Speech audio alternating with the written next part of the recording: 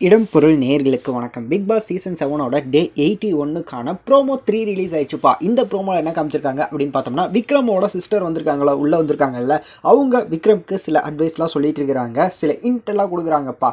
நீ 5 star வாங்கினியா? S, வாங்கினேன்.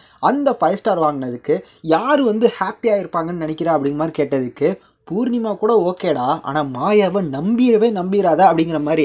அவனுக்கு எப்படி கொடுத்தாங்க, அவனுக்கு என்ன தகுதி இருக்குது அப்படிங்கிற மாதிரி மாயா கேட்டா அப்படிங்கிற மாதிரிலாம் சொல்லியிருந்தாங்க. எஸ், அப்படிலாம் கேட்டாங்க. புரிஞ்சுக்கணும், விக்ரம் புரிஞ்சுக்கணும். இப்போனாச்சு புரிஞ்சுக்கிட்டு அவரோட கேமை விளையாட ஸ்டார்ட் பண்ணோம். நான் போனதுக்கப்புறம் அவங்க தப்பாக பேசியிருந்தா சாரி அப்படின்னு போயிலாம் யார்கிட்டையுமே கேட்டுட்டு இருக்கக்கூடாது.